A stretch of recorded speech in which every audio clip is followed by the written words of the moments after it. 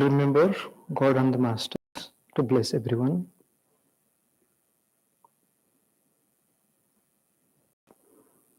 Om Ganganapataye Namaha.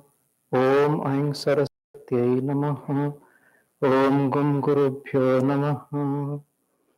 Gurur Brahma Gurur Vishnu Gurur Deva Maheshwaraha Guruhu Sakshat Param Brahma Tasmai Shri Gurave Namaha.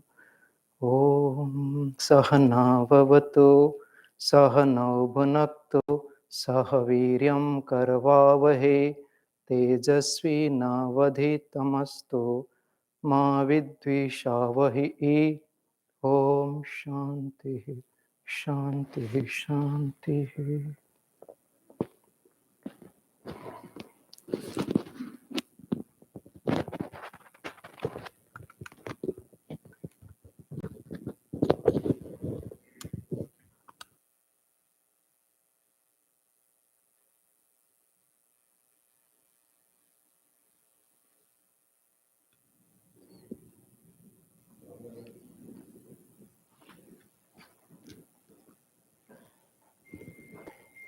I bow to God, I bow to Gurus, I bow to Sri Gurudev and Guruji and all saints and sages, and I also bow to Gurupriyanandaji and ask for blessings.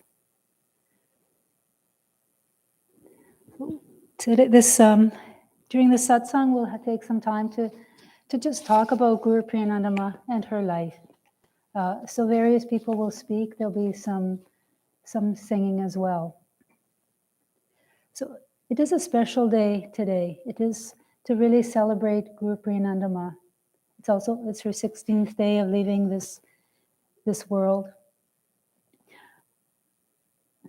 She really lived a full and contented life. She was born March 15th, 1942. She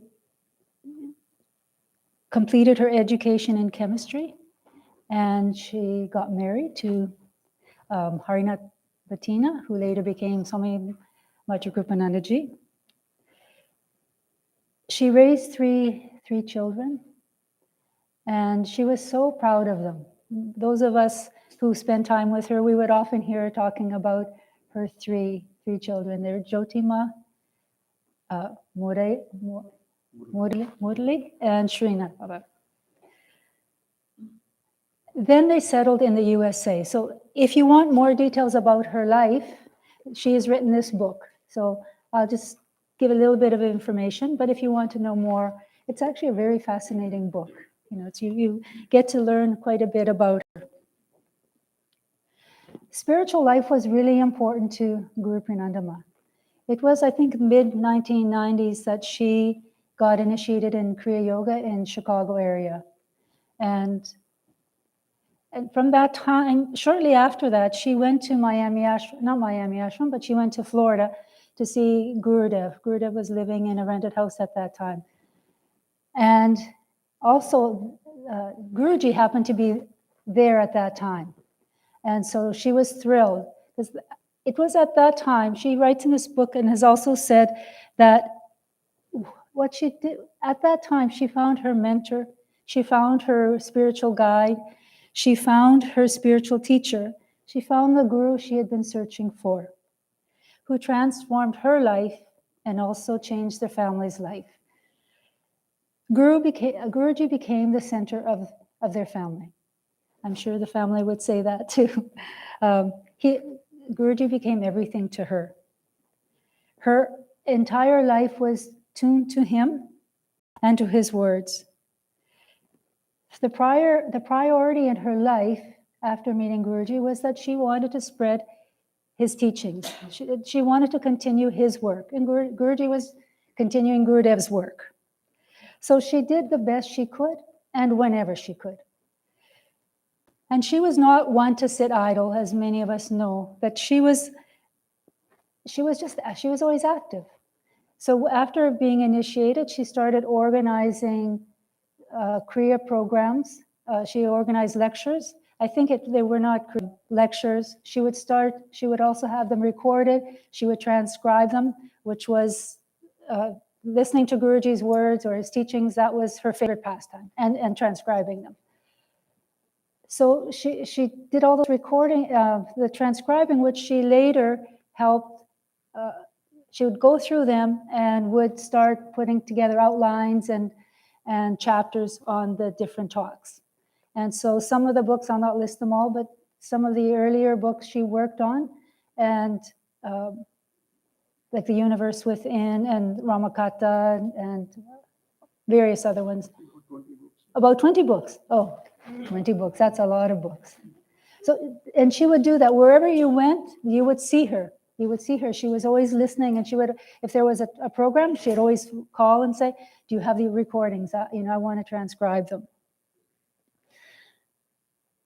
And there was really no stopping her in wanting to really help Guruji's work.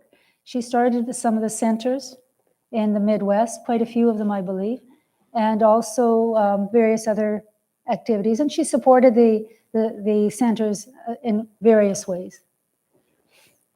Then in 2000, she helped establish a quarterly magazine for Prajna Mission, which is called Shtita Prajna. And that was distributed more in India and the US. And then in time, it got distributed to various other countries. So, and now it's actually online. So that's a long time if you think about it. In 2000, we're 23 years of this magazine. And she worked on it up until just a few years ago when she just said, I can't do it anymore. And she handed over to others. Whenever possible, she would travel to India or USA, wherever Guruji was. She would try to just be there and help in whatever ways. I met her, it was during Gurudev's time. I recall her being there, but I didn't see her as much as later. So then 2004, we started working on Gurudev's centenary program. And Gurupriyanandaji contacted me and she said, I'll transcribe Gurudev's teachings. And so she came and stayed at the ashram longer. So that was at that point I got a chance to spend more time with her. Then, as I said, she was always just ready to serve, always wanted to help. There was some need in Balashram, so she worked as a principal for 1 year. So if you see, she just got really well-rounded in various Kriya activities. She was always eager to know how to advance spiritually, and she would often ask Guruji how to do that, how to get to the next stage, higher stage.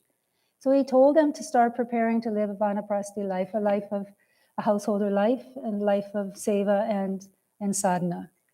And so I think it was in 2009, they received the vanaprastha diksha, both of them together. They moved to Miami ashram at that time and served in whatever capacity they could. Then after a number of years, then Guruji told them it's time to get ready for sannyas. And that happened, I think, in 2012. So after she faithfully followed Guruji's guidance, and she just delved more deeper and deeper into her sadhana, and she just wanted to live a full life and a useful life. Like she had a sense of knowing what to do, what is it that's really needed, and she would do that. And she would never complain. I'd ask her to do something, she would just do it. And can you imagine in her 70s, it's actually in 1974, Guruji asked her to go to Australia to help with the Kriya activities there and to also establish an ashram, which she did. And they were first, it was a rented ashram, and then later it was a permanent ashram that we have there now. So she traveled to all the various countries in Oceania, like Australia, New Zealand, Fiji. And what I was hearing from people is that she just had that calming way of just helping people to understand how to really live a spiritual life, how to live a life to really serve the Guru. And who at 74 is going to pick up and go, leave your life partner, even though they're both monks? Bhadra Kripananda stayed in USA, and she went for 4 years, 2016 to 2020, and she came back only because her visa expired, so she couldn't stay there any longer. So quite remarkable. She's also quite an example for women, as women to live how to live a spiritual life, how to live a life of service, as a mother, as a woman, as a householder, and then also as a sannyas. She crossed all the 4 ashramas, which is not everybody does that, but she did that, and she was just determined to pursue her sadhana and serve her guru as much as she could. I feel really blessed to have spent the time that I could with her. She came to this ashram here in 2020, and we shared a room, and so got a bit more time with her, and just observing how she just loved to help people, loved to serve. You know, if you have to think of her age, like she's already at this point, even up until the age of 80, she's out there, you know, cleaning, doing tasks, cooking. She just loved to cook. She's a great cook. And she would just make people happy. She would know what somebody liked, and she would make that for you. Her life is really an example of inspiration, of devotion to the Guru. It is an example of faithfully following the Guru, selfless service and surrender. Her name is Gurupriyanandaji, and she really fulfills that name. Gurupriyananda means the bliss of being dear to the Guru. She lived that. Her heart was full of devotion. Her heart was full of just ready to serve at any moment. I feel very thankful to Gurupriyanandaji to have just her as an example, and just to keep remembering her inspiration and how she really lived, how she loved and how she served, and how faithful she was. No matter what, she was faithful. I pray that her onward journey to the highest state with God and Gurus will be always, and that she will always receive the blessings of God and Gurus. But I bow to her. It is not so easy to talk about her. We see all these photos of her. It is not so easy to realize that she's not in this physical form. And we miss her here.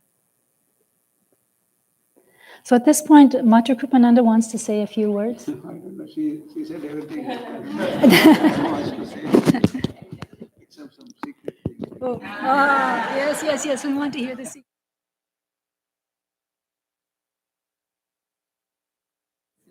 I don't know. She really, honestly, she spoke so beautifully about her, and we are grateful to her. And Uma is good. Yeah, maybe if I had to share some secrets. We met in the college, and I was doing my PhD. She was joined her master's program. Then we decided, okay, we should get married. Then I went and told my father. He said, "Shut up. Let her finish her master's, then only we'll talk." So he insisted that all his children should have two degrees. His daughter-in-law also should have 2 degrees. And he said, wait till she finishes her master's. And so we waited for 2 years and then got married.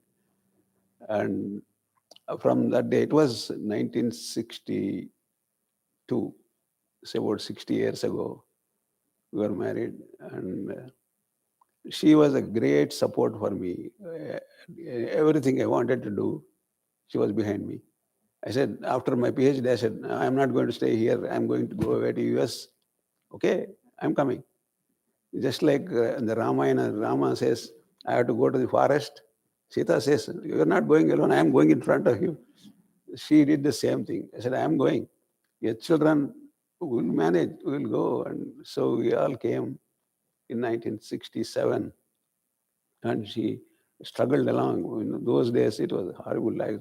I think I was making about $500 a month, and 3 children and a wife would manage everything. And she struggled along and everything without a complaint. Then she took a job also as a scientist in the Northwestern University, and she supported me totally in everywhere.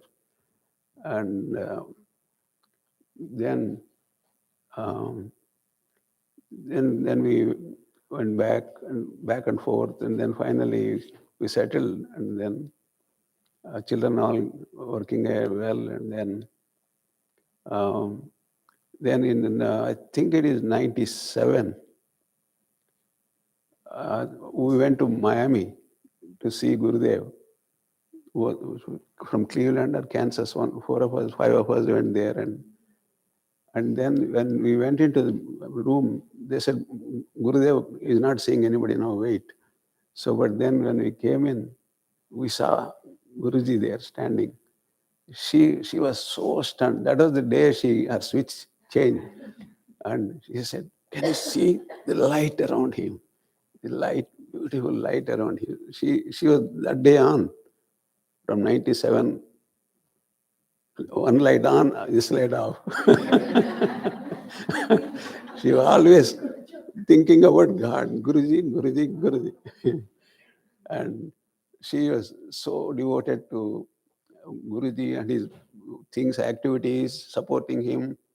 Well, I supported her in a way, whatever I could, but she was fully dedicated for the last 25 years, fully to the activities of Prajnana Mission and Kriya Yoga. That is her only interest, only activity, nothing else. Like she said, she went to Australia 4 years, struggled along, built it up. She started the magazine, Prajnana Mission, to do that. All kinds of activities. Anything, if Baba says something, it will be done. If Baba wants something, if Baba would like something, also, it will be done. So that's a great thing. So we went, like Ma said, we went through the 4 stages from family, brahmacharis, family, and then vanaprasthis for 2 years. Then we both become monks. And she was on her way, I was on her way, but I couldn't lose her in my mind. She's always in my mind. Rama, Krishna, Durga, Kriya, Guruji is there, but she was always there. I could not leave. So this is what happened. Even the last moments of her life, I was there, and sad to see her go. I would like to go back with her, and she said, wait, no, you cannot come now.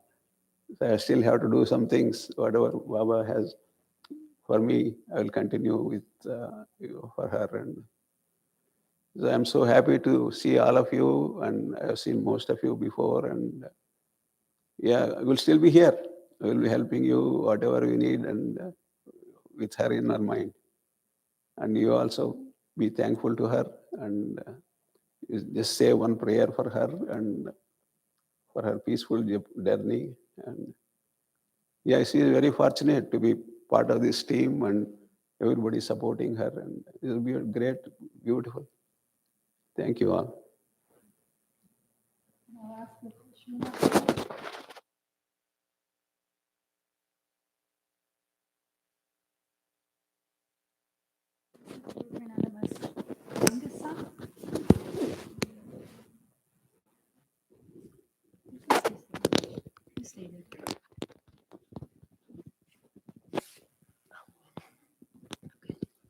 I can just hold this, right? Hi, my name is Srinath Batina. I am the youngest of the three. My sister's here. My brother couldn't make it. I was just asked about an hour ago to say something, and it's been a very joyous day and also a difficult day to see so many people and so much emotion. I will say I don't get paid to speak for a living, so nor do I have a huge vocabulary. And thankfully, I'm going before my sister, so I'm relieved for that. But yeah, I didn't know what to expect when we were in the plane yesterday, and what the energy would be like. And um, I'm about to lose it right now.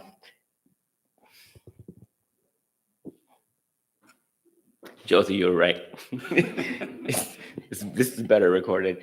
No, actually, before I lose it again, I just want to say the energy in this room today was really nice. And I've been to Miami, I've been to Chicago. I can't remember where else now. I've been here, and I know how much my parents loved doing what they do here, and I can see why. And just the pictures and just the energy here is just amazing. So really, this is just a thanks to all of you for making this journey that she had in the last, the transition to whatever she's doing now, it just it's really beautiful. This isn't your typical, expiration of a body or whatever you want to call it. Just to see what's happened and how this is being continued today is quite joyous, and it's really worth coming out here. So I just want to thank all of you, really, more than anything. So thank you.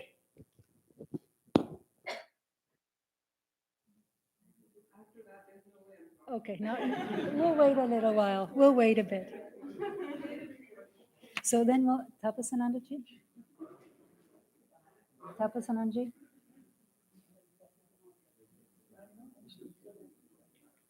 Where is he?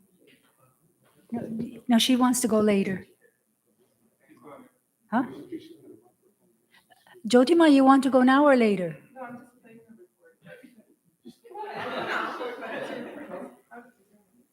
I don't think it will work, Ma. I think you have to speak. We want to hear you speak. Ma, we want to hear you speak. All right, I'll just do it. You'll just speak. Get ready to teach the Okay, blubbering. let me just put this on you. Okay. I will try very hard not to cry. I'll take that if you want. I have to read this. There's no way I can do this without. Okay. Pranam. I'm Jyoti Batina. And I recorded this speech earlier today because I didn't think I could get through it, but Baba just hit me with the glare, so I have to do it now. So let's see. I'll start with this. I have a vivid memory of my mom half a century ago, one night in our apartment in Skokie. And I woke up in the middle of the night screaming and crying. And she came running and she's like, "What is it? Are you in pain? Are you sick?" And it was just, I had this realization, I don't know why, it was 9, but my mom is going to die one day.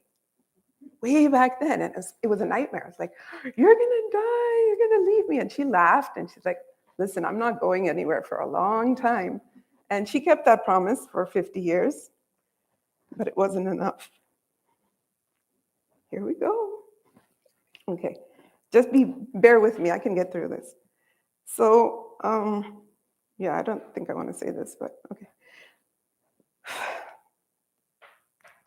I won't say the emotional parts because then I'll simply say that my mother was a gentle soul who lived a full life. Are you sure this thing won't work with my recording? Oh, stop. Okay, fine. She was a gentle soul who lived a full life as a devoted daughter, a loyal wife who, like Daddy said, supported her husband in every venture, a mother who cared for her children.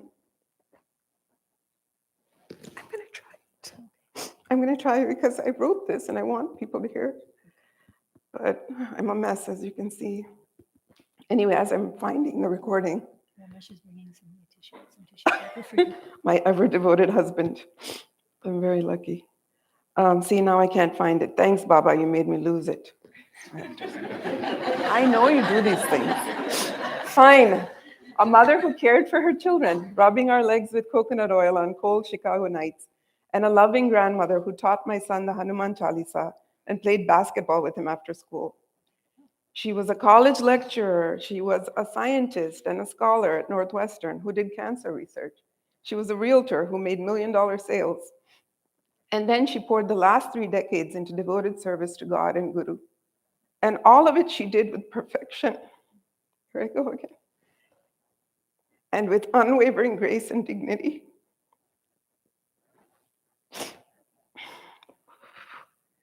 I do speak for a living, and look at me, I'm a mess.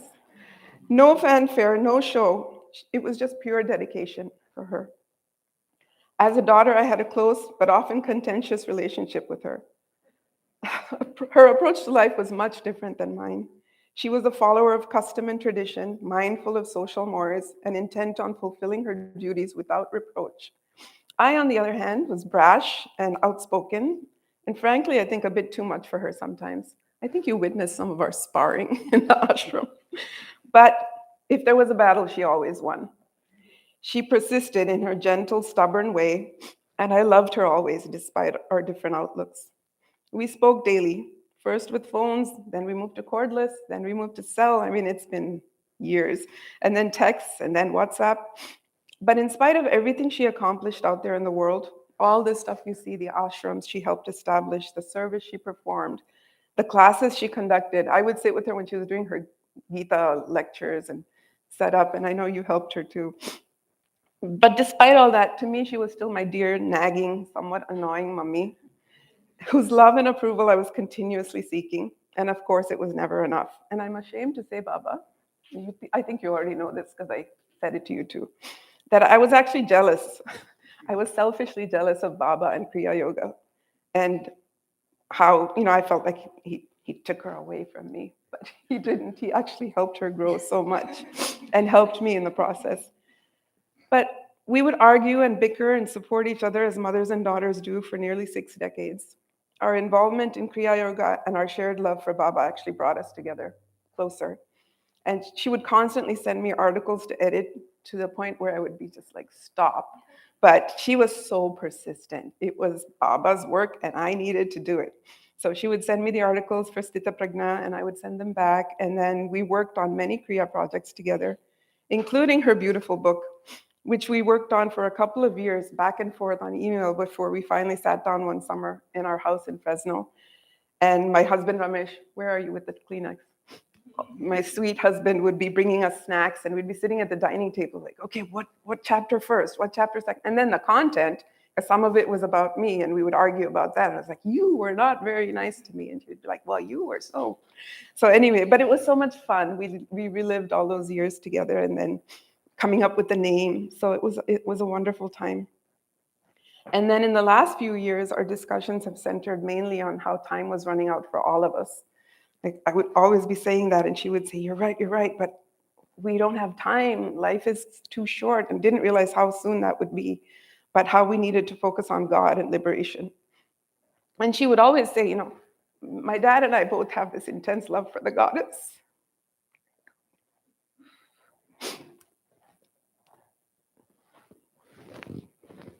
I don't know why that would make me cry, but it did. Anyway, it was just that, I talked to her. And so she would say, how do you do that? How do you have this personal relationship with God? That's so awesome. How do I get bhakti? But the joke of it all is, she was the one who had true devotion.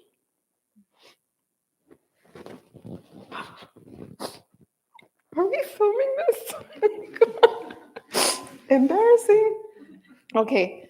But looking back now, she was actually the epitome of devotion to a living, breathing guru.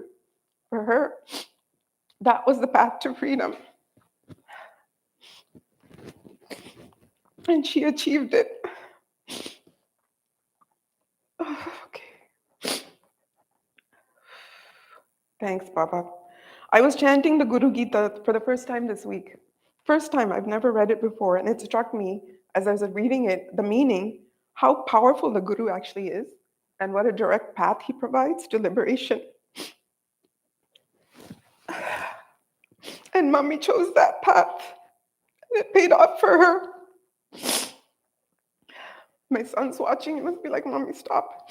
Anyway, speaking of my son, 2 days before her death, she spoke to him on Zoom.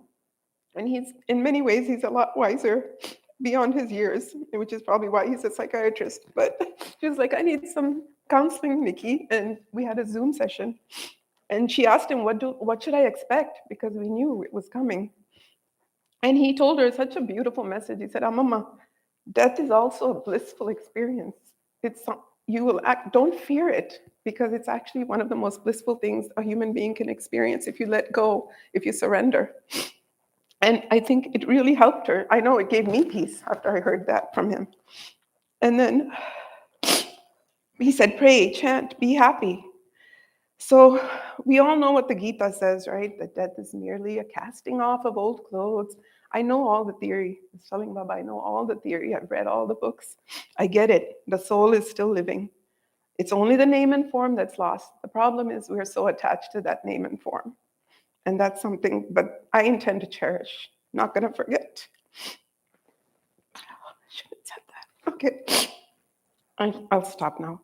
But I just want to say we're blessed to have had and have such beautiful souls for parents. Thanks, honey, that was useful. And can only hope to achieve a fraction of what they have in their lives, personally, professionally, spiritually. I'm praying that Baba will bless me. It's one sentence. I can do it, right? I can do it. With the courage and the capacity to follow in their footsteps and achieve liberation in this life. Pranam.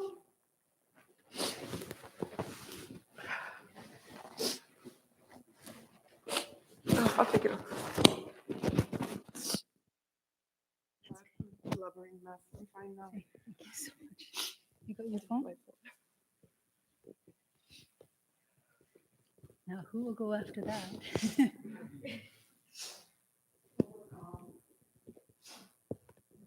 I had asked Tapasananji to come. He was one of the people that spent quite a bit of time with her, and they had a very special relationship, and it went on for quite some time.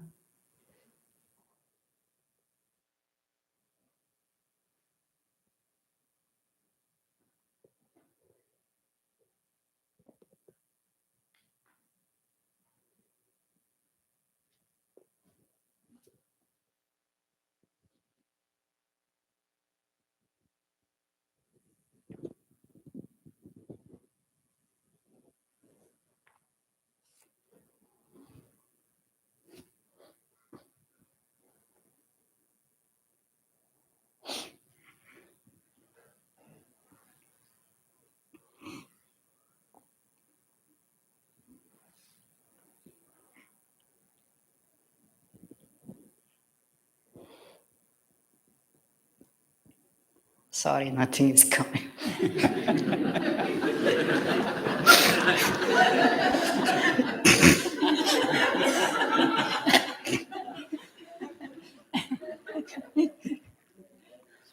There are many memories. The time that I spent in Kansas, it's a wonderful time.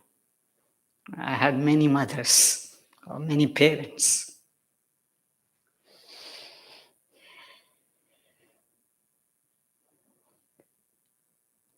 I used to see Baba and Ma at the temple. You were the president of the temple at that time, in year 2000. Yeah. Baba came at that time. I didn't know about Kriya or any of those, and Temple Panditji, he asked me to come the next day morning. He just told that there is some important thing. So I thought he's taking me to some puja or something. He needs some help. But I ended up in their house early morning, and priest introduced me to Baba that I'm his brother and both of us want to get initiated. So we got initiated. And that is it. The change happened, and the relationship between Baba, Ma grew up. Used to visit their house often. Srinath Baba.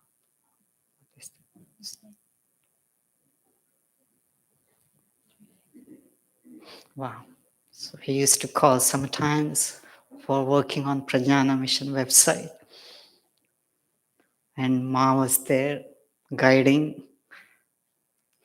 And once he left, then Ma was calling me. This needs to be done. This needs to be done.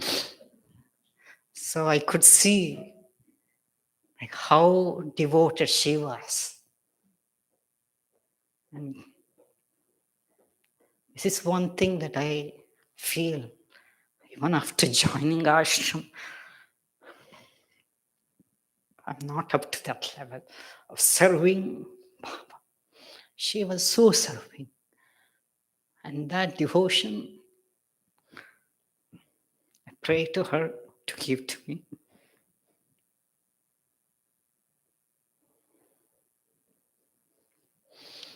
Just some fun. So when we go to their house and She would make dosa or upama. So Baba would say, come more often.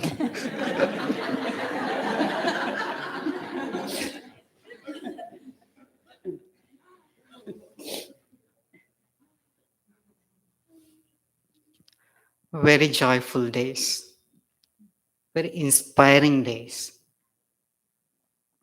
We used to have Gita classes. Gita study at the temple. Very regular she was. And she was very insisting, reminding and all that. So if I look at all those things, she was always on it. Spiritual path, guru, prajnana mission, book editing, book selling, book sales and things like that. Want to serve Baba, want to serve Guru, want to serve. Maybe this is the message for all of us.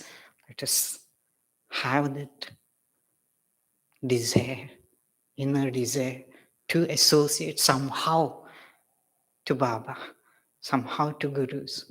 In that way, we can reach that ocean. Thank you.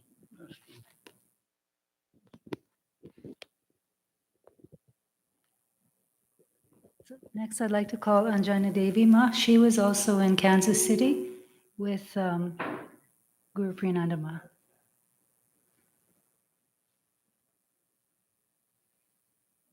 Do you know how this book got started? It was shortly after Guruji's, I think it was around his 50th birthday or so. I was saying to her, Ma, I think we need to start collecting some information about Guruji, just some facts. Can you start collecting just some information? That was the request. Within no time, we get this book.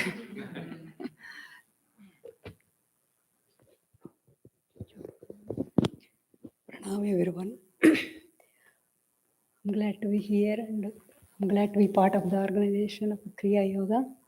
And especially Baba, he was our beloved Guru. We used to know Sudhama and we used to sit together and talk about Baba, our beloved Baba.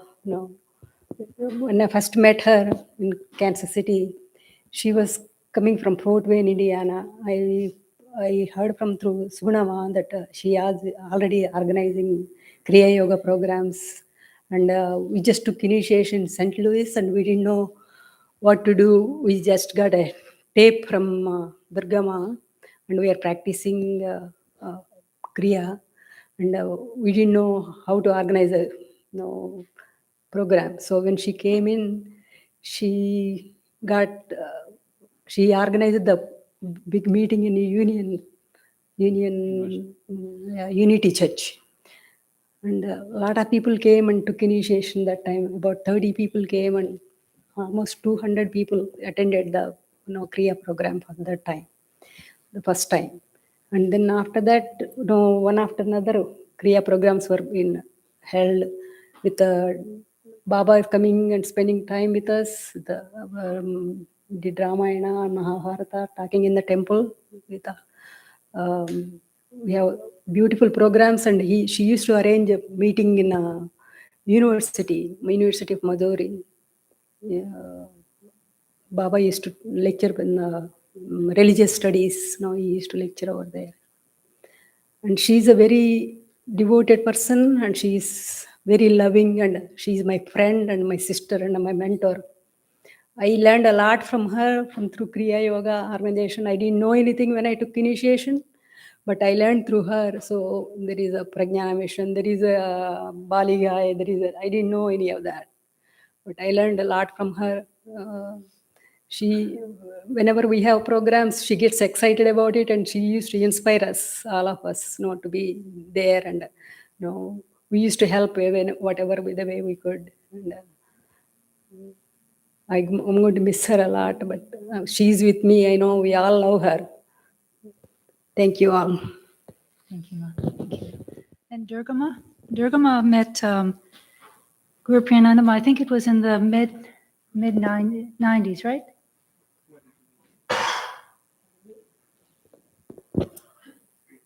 You come. Come sit. Come sit.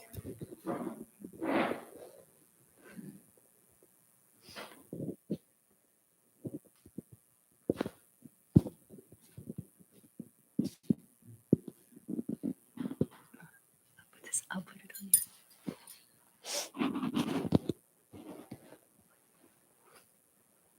you. I bow to you all. I didn't expect that we will sit here to do this commemoration. Though he is getting age, but I never expected that she will leave this soon.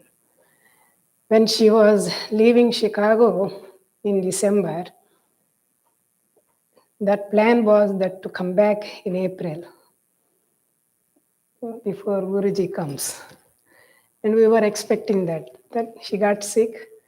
Even then, I thought she will recover and she will stay little more time. But it didn't happen.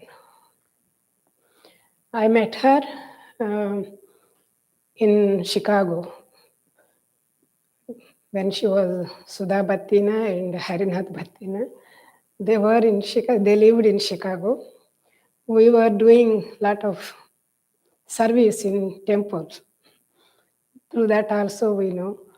And finally, Harnath Baba came to learn Kriya Yoga. Then Sudama also came to learn Kriya Yoga. Since she learned Kriya Yoga, she was like a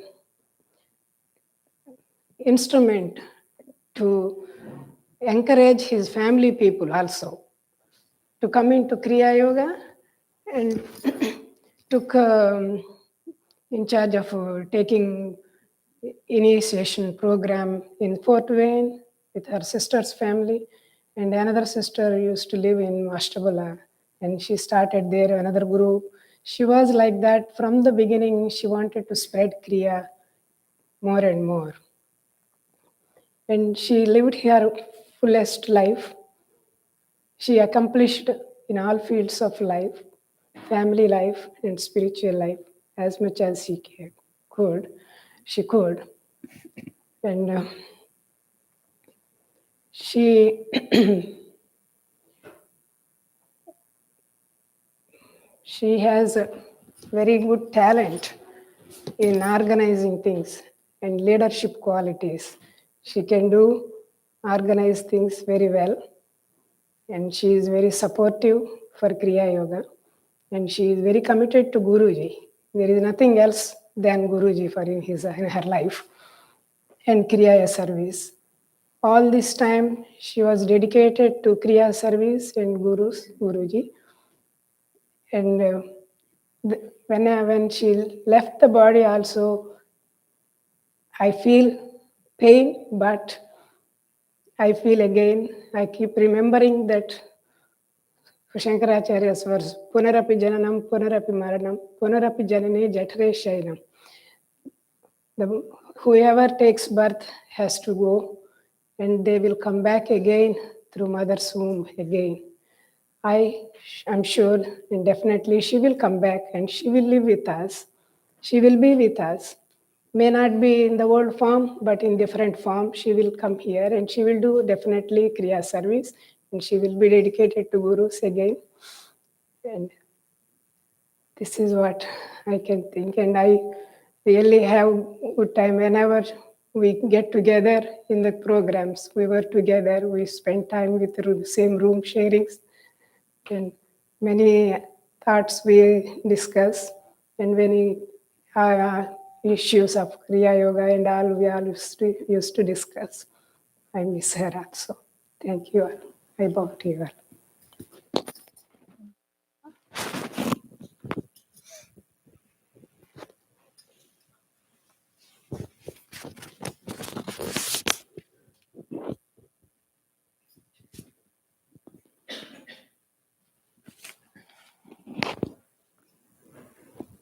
I bow to Guruji, Gurudev, and all the Gurus, and all of you. I never spoke like this in my life about anybody. Gurupriyanandaji is like a mother figure. She is like a affection, love, and whatever, whenever we talk, I listen about Ramayana, listen about Lalita Sahasranama, and about Gurudev, and about Guruji. She never spoke about anything else other than how to live. I cannot say in front of her kids, but I feel like she's like a mother figure to me.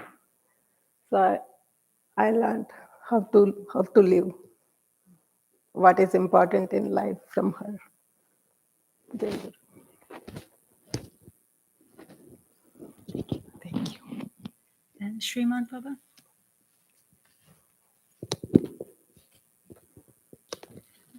I think Sriman Baba's known her since 99, 98, 99. So he'll let us know more about that.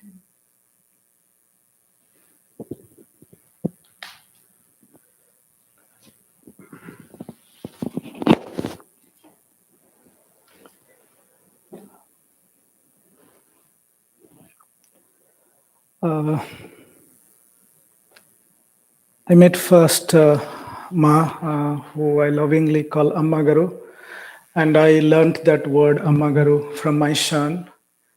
And when he was a little boy, 1.5 years, we lived in Kansas City for some time. And he would lovingly call Amma Garu, and run after her in her house. And we met in 1997 summer sometime, a couple of days after Ganga Dasahara. And I met her in Dayananda Ashram, Rishikesh.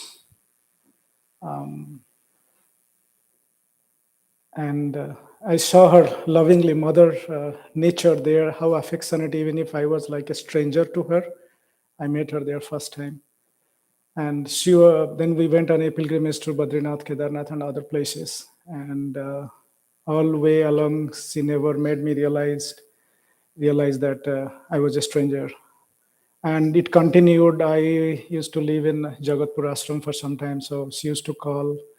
And I remember I liked a dhoti with a very golden border, which is not available in Odisha, very thin golden border. I mentioned her sometime, this is a nice dhoti that Swami Dayanandji is wearing. And after 2 years, she came to Jagatpur Ashram, and she brought that dhoti. She remembered that thing, that small talk that I never asked for it, that I want it or something.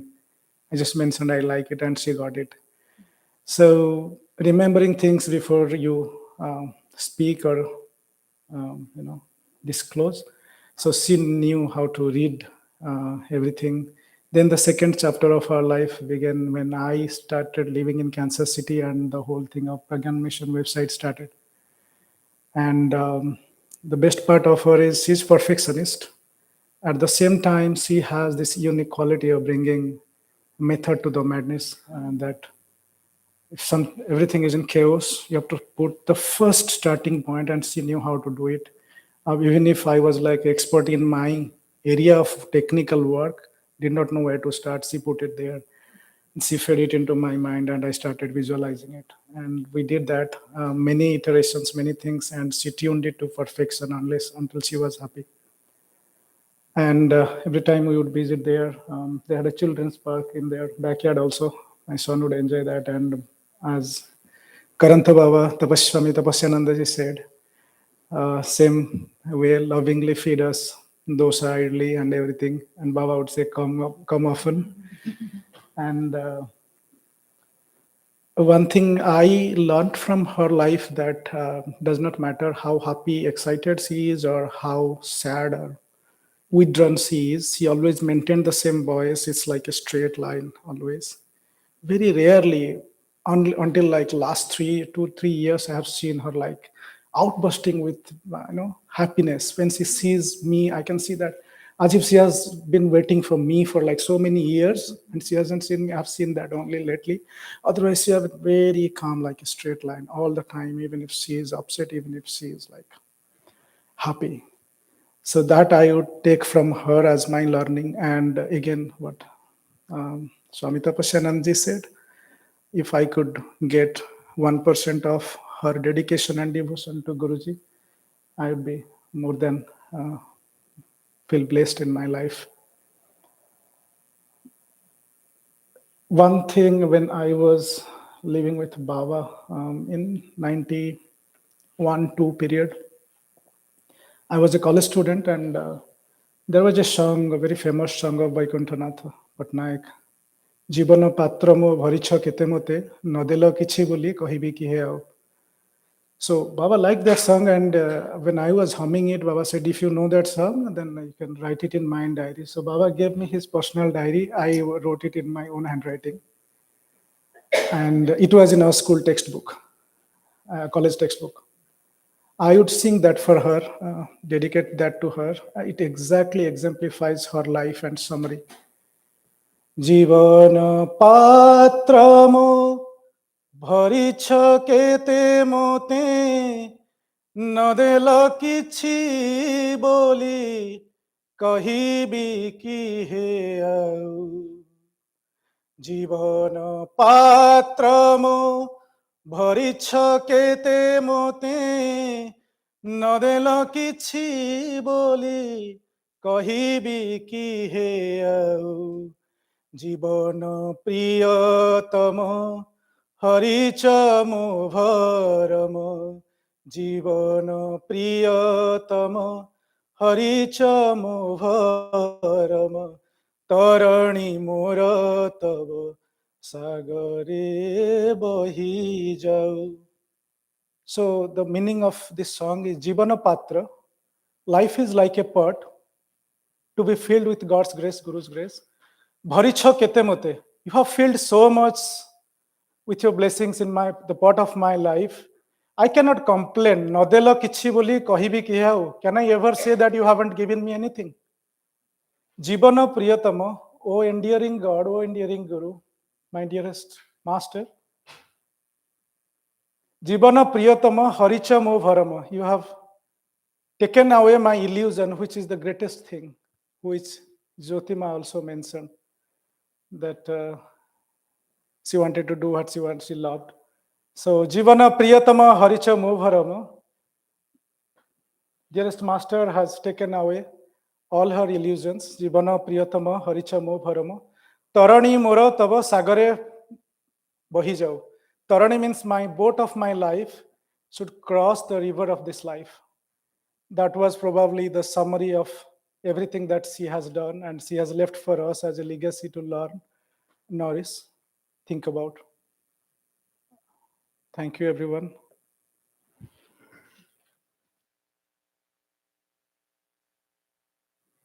So next I'd ask Purnatmananji to come and speak. He was also in the ashram for quite a few years when she was staying with us.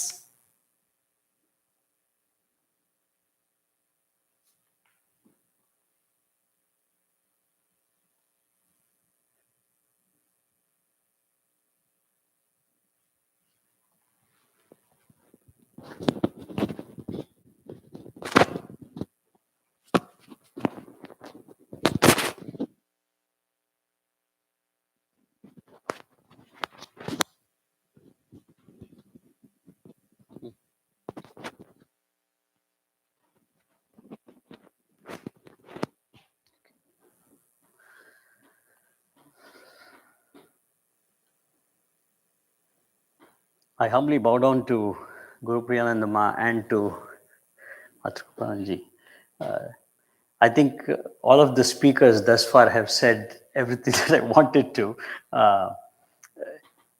The part that stands out most was Ma's devotion, dedication to Guruji. And I think Tapasyanji brought that out beautifully, saying that if we can just take that one example and learn from her, that will make us all significantly better.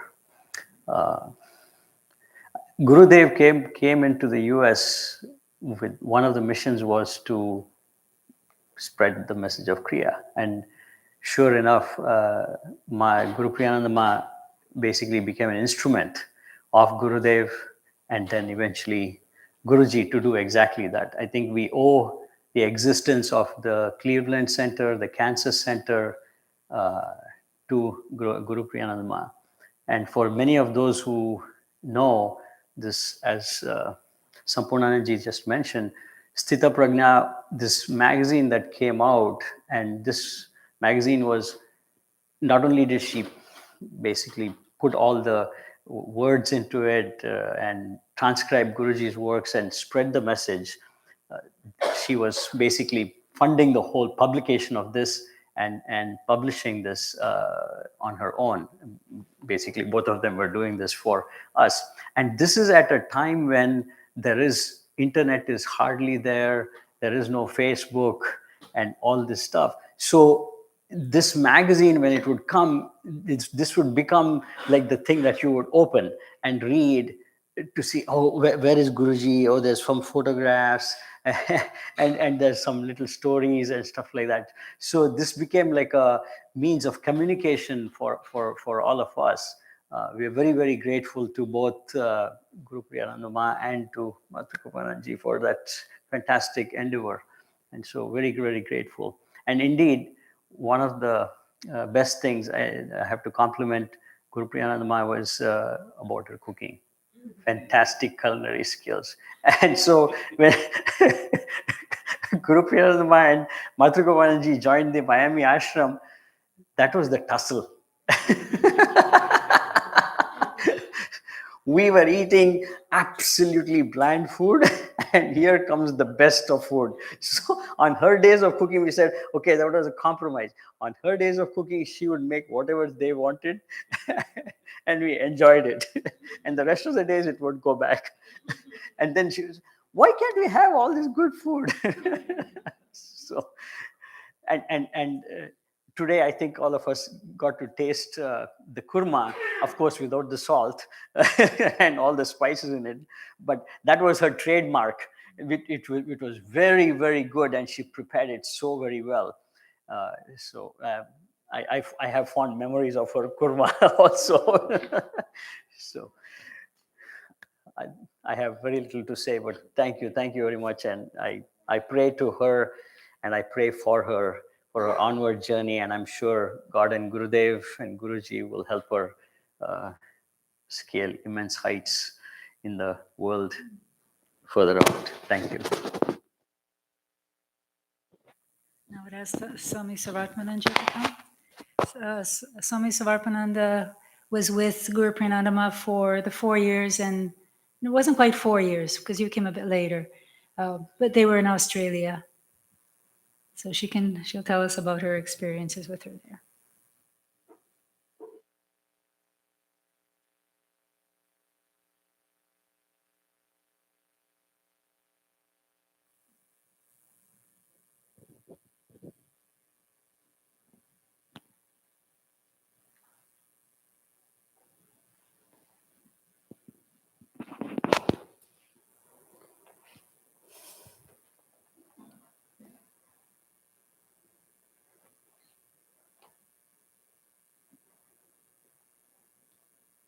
I bow to God.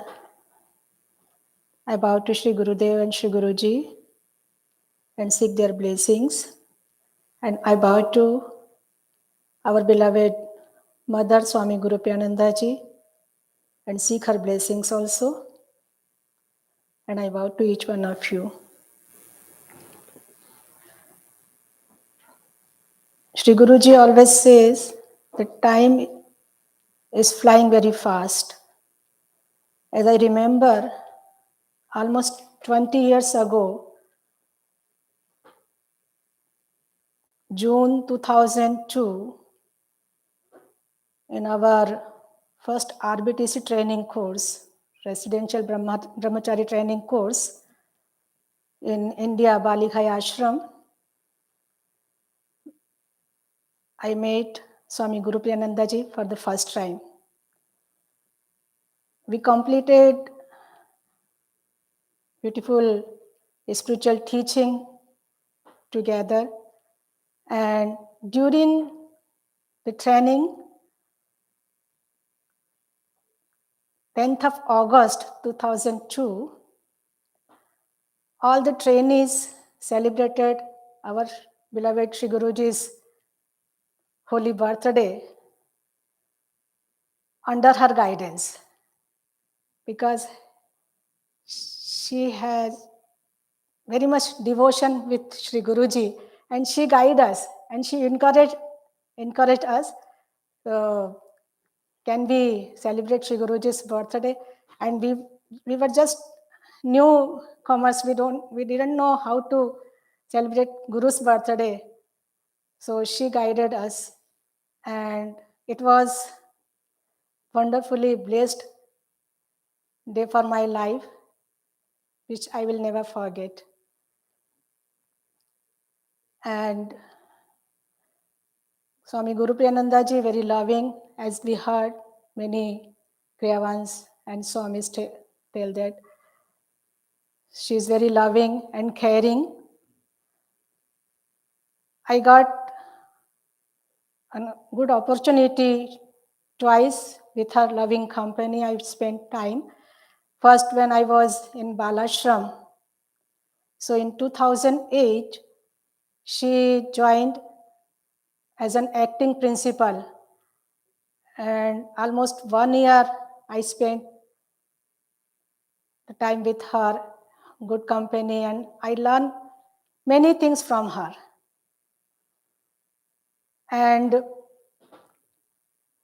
2009, when I got initiation as an ascetic brahmacharini, at that same time, she became Vanaprasthi, our beloved Baba also the Vanaprasthi. So, and in March 2016, again, I spent time and I shared the room with her in Amarkantak Ashram.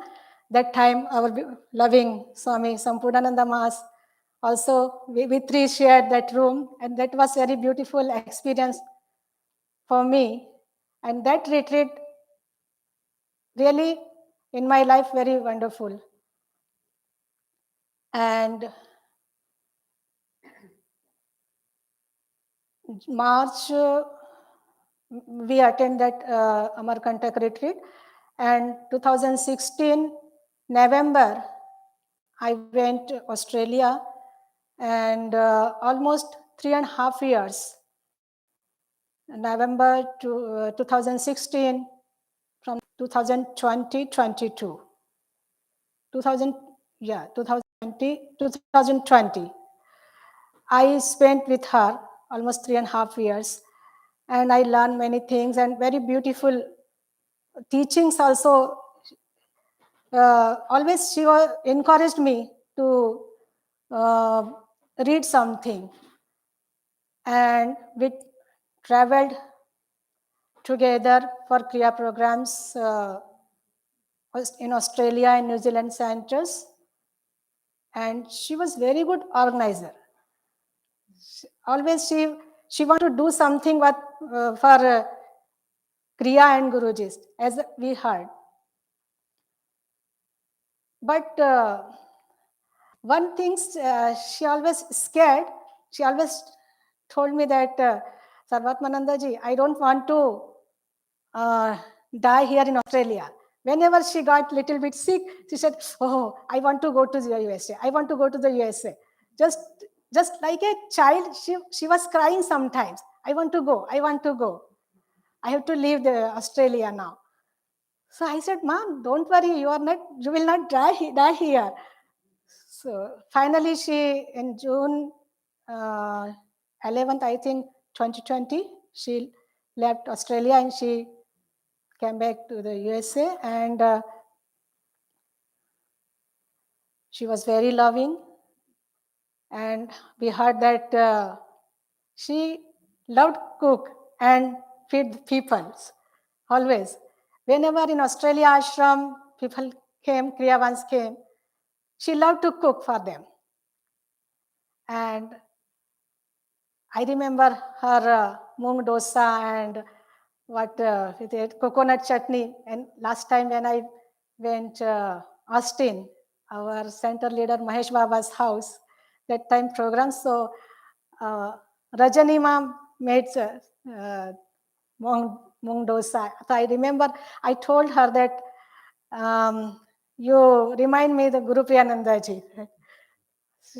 Always she very loving, and she love to feed the people. And I have lots of memory, sweet memories with Swami Gurupriyanandaji. And when I came to Australia in India, from Australia to India last year, so very often she phone called me and asked me, what is your plan for visiting the USA? I'm waiting for you. Always she told me that I'm waiting for you. When you are coming, when you are coming. I said, Ma, I have some work, then I don't know. When I come, it's all Guru's wish. And in November 3rd, I think, yeah, November 3rd, when I came and I entered this Gurudev's beautiful ashram, so she came out from her room, and when I bowed down her, she smiled.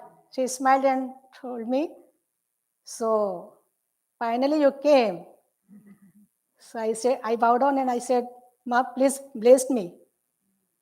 She again smiled and she said, you are already blessed by Sri Guruji. How could I bless you? So I said, Ma, you are miser. So because my relationship with just like a mother and daughter, many times she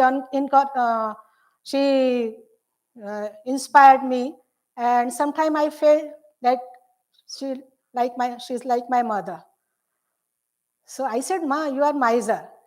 Okay, you are not blessing me, then it's okay when Guruji will visits here. So I will tell Sri Guruji that Ma didn't bless me. So this was very, and when I told, she laughed. She laughed here. So that was conversation. And January, and since December, she was very sick, as we heard. So January 22nd, after the Austin program, when I was on the way to the ashram, so I got missed call from her. So that time I didn't see that my phone. When I came ashram, then I saw her missed call. So I was thinking why she called me. So then next day I called her, I phone called her, and in the morning time, and it was very good talk with her. Almost 15 minutes we talked. I asked her about her health, and she mentioned that I'm feeling better and I'm walking a little bit and I'm cooking. So I said, again, you are in the kitchen. So she said, yes, little bit I'm cooking. I liked it cooking, so I'm cooking little bit. So very good conversation. Then after that, she mentioned that next week I have some more test. So I said, okay, Ma, you have to go to take rest now. And next week again we will talk. She said, anytime you can talk with me, just give me a missed call and we will talk. So I said, okay, but unfortunately after that, I didn't get chance to talk with her.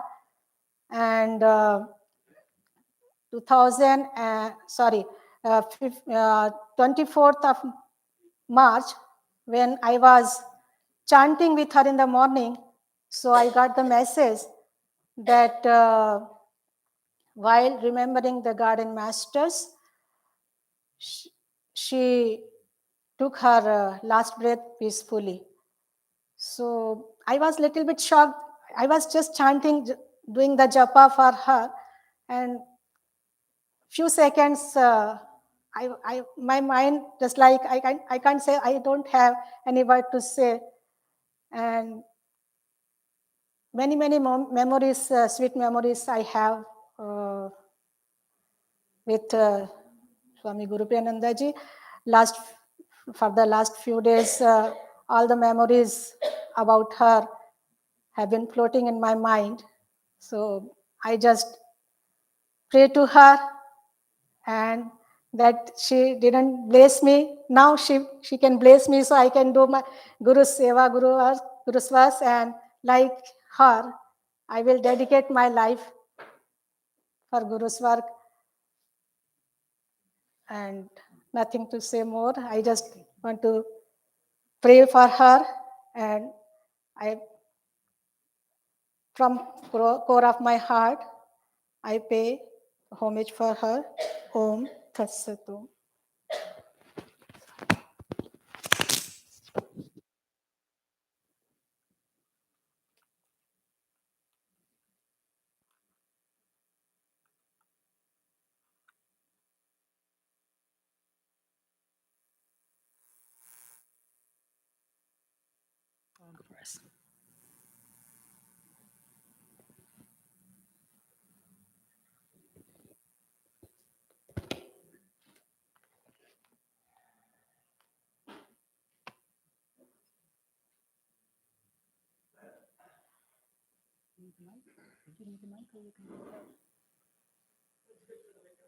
Okay, you should put the mic on.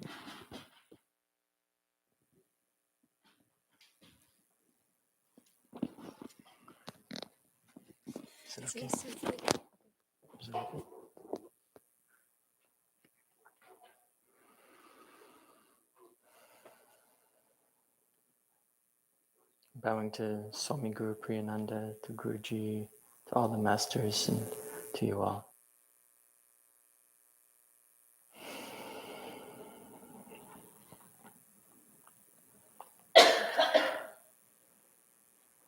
This is Amazing Grace, just a classical hymn.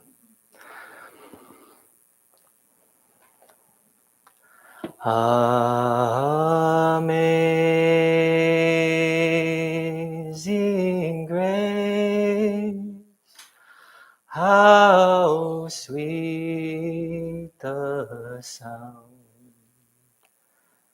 that saved a wretch like me.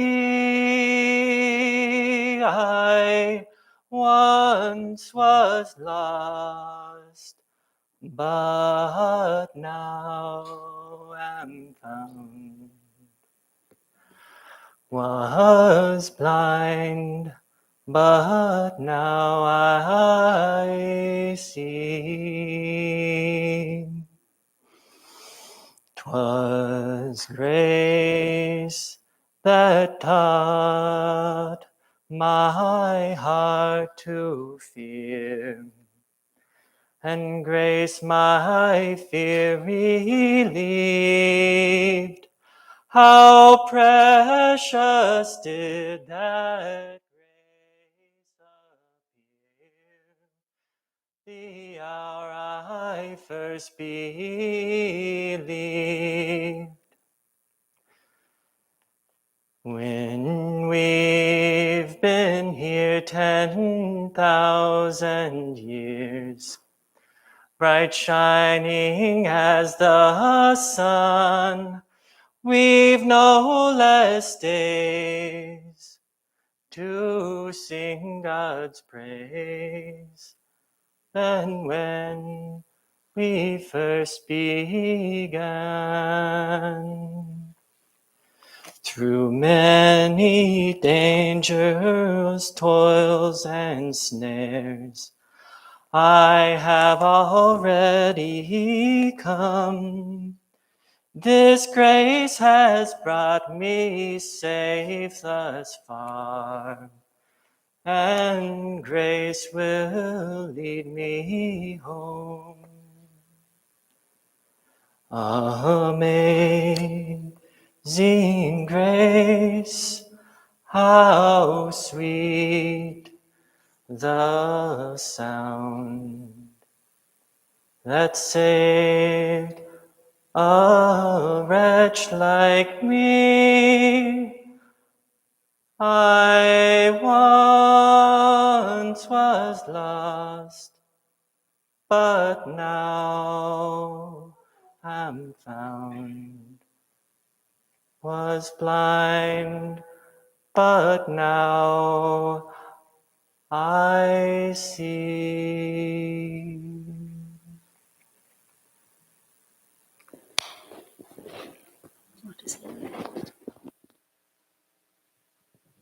I don't have much to say on Gurupriyananda, only that every experience that I have had with her was just like that of a sweet mother, a sweet grandmother, and I humbly bow to her and pray for her continued journey and offer her my gratitude for her kind influence on my life. Thank you.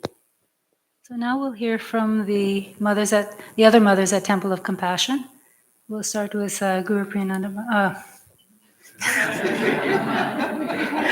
It's your turn. Guru Priyananda.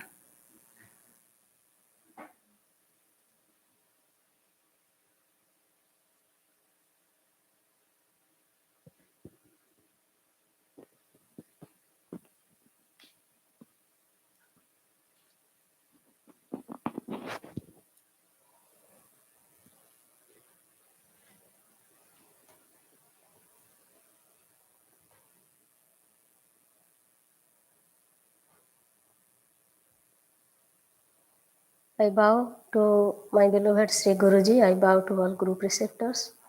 I bow to you all. Uma Maheswarabhyam Namaha.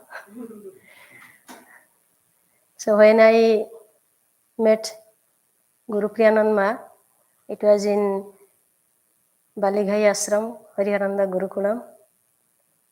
It was first RBTC. I met her there and I saw her devotion towards God and Gurus and how she was organizing. Suppose Sarbatananda gave an example of Guruji's birthday. She was leading and she inspires all of us whenever there was any program or any celebration. She gets excitement. And when she joined here in Temple of Compassion, she always comes to me. If there is any celebration, I go to her to ask her. First, Sampunanwa always send me to her to ask or discuss with her. And also she comes forward and help not only with puja, also she helps. Her eyes was in every activities, like in cooking or in the kitchen, who is cooking what, and how is it going, and who is going to chant, who is doing what. So if there is go pujan, so she is always there first, and every aspect she comes forward and she teaches, she inspires, she corrects our mistakes, and I see a loving, strict, disciplined mother in her, and also I see a little innocent child heart in her. Whenever she wants something from Sri Guruji, she asks him or she demands him like a little baby child. That I saw many times, even in the Balashram. When she came and she joined as an active principal for a year, I came very close to her, and when Guruji was there, we mostly cooking together and serving food together, and she will guide us how to cook, what to cook, and how to serve. So I am blessed. I am blessed that I got opportunity to spend some time with her in Chicago when she was sick, and I saw how Jyotima. I felt in between their relationship, I felt sometimes Jyotima is mother of Gurupriyananda, and sometimes I felt Gurupriyananda is mother of Jyotima. So it was also good to see when they both come to Balashram for teachers orientation. I see a little child in Jyotima and who was walking behind her as a little child. And when we were in California, so after reaching there, Jyotima provided us food. I was surprised and I asked her, hey, who cooked this? Then when I heard Jyotima cooked it, then I was really, I could not believe that Jyotima made it, because that taste I got from Gurupriyanandaji's food. So I told her, I asked her, Ma, who cooked it? Then she made joke. So it was nice opportunity to spend with her few days in Chicago and also 2 days in California. So before leaving India this time in January, I messaged her, Bama, how is your health? And please take care of your health and don't take support of the worker. And then she replied me very lovingly that my health is completely okay, and I am working every day. I am doing morning work and I am doing my cooking in lunch or dinner. I am well, and I am my health is good. And when you are going to India, and you just tell my pranams and love to everybody. Then after reaching there, maybe Mahasivaratri or day after before leaving to Habibpur program, I again messaged her that we are going to Habibpur program. I know you had wished to come, but time will come, you will be there. I will enjoy more there in Habibpur silently. So again she replied me that please convey our pranams to Guruji. Then the 2 days before Holi, I asked Matrukupanand Baba, how is Ma? I heard that her health is not okay. Then again Baba wrote me that please convey our holy pranams to Baba. Anyhow, it was our communication, and Baba Matrukupananda asked me when you are coming back and we need your help. So then I told him, Baba, I am coming on 14th and I will be there soon. So 20th, when I heard again from Baba to go and help. Then I asked Baba, I flew in international flight and I don't know, I have also jet lag. So, okay. So anyhow, it was arranged already, and I could see before 2 days before her departure, I was meditating just her face flashed in my memory, and I could understand, and I communicated with our Brahmachari Sujana, and she had some type of same experience. Anyhow, we still I wrote still we have I feel her presence. When I did in Navaratri Puja, I felt her presence beside me, because she always chants, and when we do puja, she likes to chant, and she encourages, and she feels very happy when there is puja and rituals. So there are many things, so there is no time. So I am blessed, and again whenever I see Matrukupananda and Gurupriyanandaji, I bow to both of them, saying Uma Maheswarabhyam Namaha. So again I am saying, feeling Ma near me, Uma Maheswarabhyam Namaha. With this, thank you. Thank you. Vyaktananji. So we're running a little bit on time, so. I bow to all.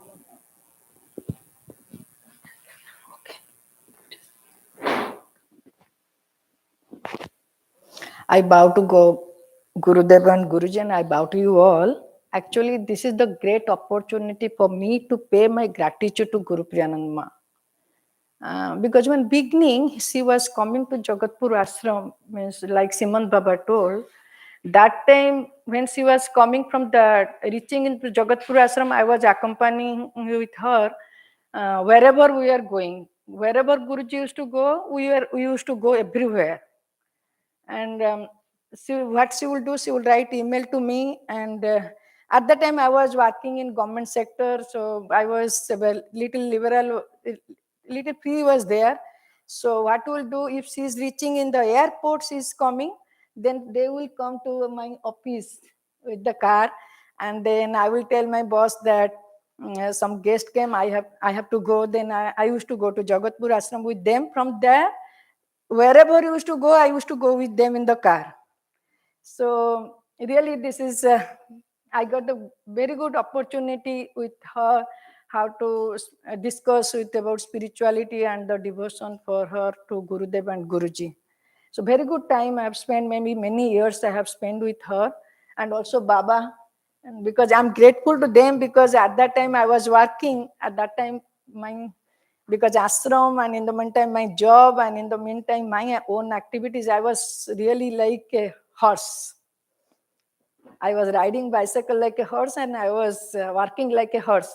So they helped me a lot. And actually Baba, at the time they were working, they're doing job. He was a scientist. When I used to introduce my office, he's a scientist in America, and still then he came to meet me, and they will take, so please kindly give me leave, I will go.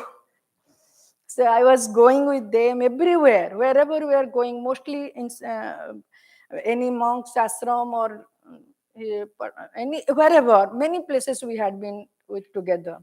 So this is really, I'm grateful to Baba and grateful to Ma. And only last time when she was here, little bit I was scared.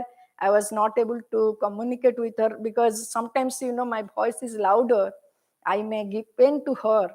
That's why I was little bit maintaining distance, but because of that. But one thing I would like to tell to you all, when we all last time when we all were going to airport to leave Guruji, in that car, Baba was not there. Then we are sitting, I was nearby to her.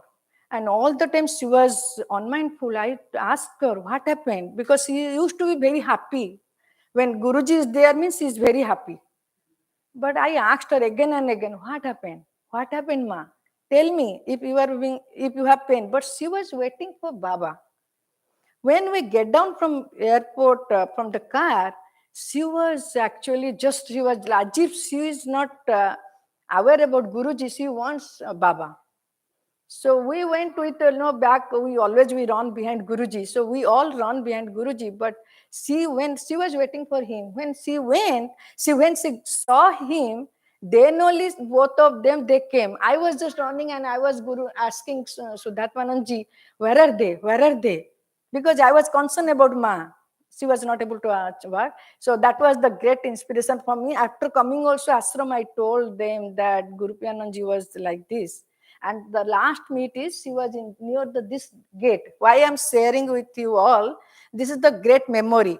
She was standing near this gate, door. And she doesn't want to go back. Then I'm asking, Ma, what happened? What happened? No, what happened? I don't want to go. I want to stay. I said that, no, you go to Chicago. Guruji will come first to Chicago. You can meet him first. Then you can come to Temple of Compassion, because he will come afterwards. After going to Chicago, last year he was not there. Still then she was not interested to go. Her wish was there to be here. And then we went in car, I left, and I said bye to her.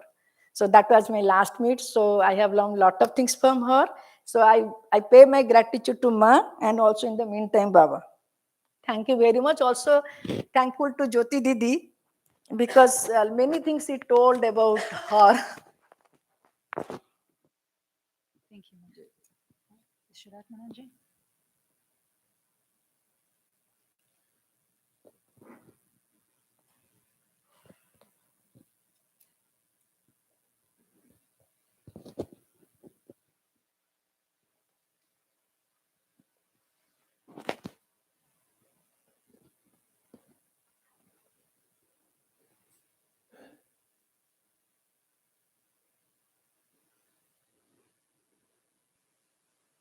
The things that Swami Samprananda said about Gurupriyanandaji, her devotion, her activity, her seva. Those things made her a magnet to me. She took me in. I met her, I don't remember, I'm not good with details many times, but I was initiated in the Easter weekend of 2003. So, and sometime after that, I met her in Miami. I don't remember exactly when, but like I said, she was a magnet to me. She gave me her book, and we talked a lot about Vanaprasthi and the commitment that she made. She taught me a lot, and she encouraged me on my path. What Jyotima said about that she loved her children, I felt that also. I felt that I was one of her children. I think many of us felt that we were her children. She loved us. Her love was clear and palpable. At the time that I met her, I was married, and so her path meant a lot to me. And I was married for 33 years, and at the death of my own husband, and I decided to come to the ashram. And in 2016, I went to India, and that was where I was initiated into Vanaprasthi. And this sari that I'm wearing today was given to me on that occasion by Swami Gurupriyananda. So my love to Swami Gurupriyananda, my thanks for, I feel blessed that her family was willing to share her with us. So, thank you. Okay, and our last resident, Susanna. I'm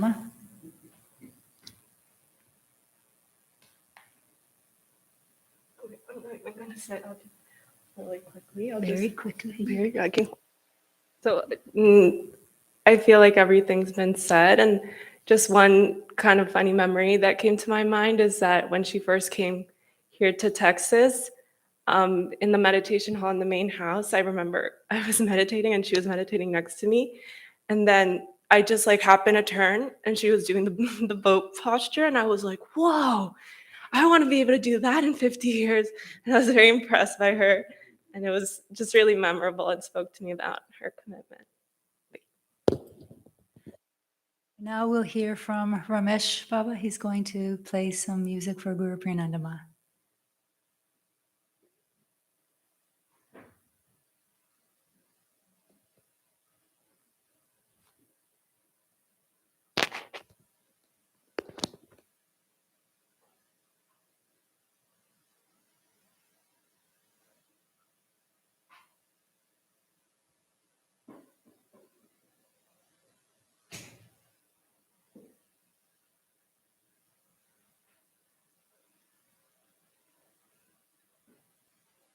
Ramesh Baba is Jyotima's husband, Gurupriyanandaji's son-in-law. Vajrayananda's son-in-law. Your son-in-law. Yeah. Oh, no. He was.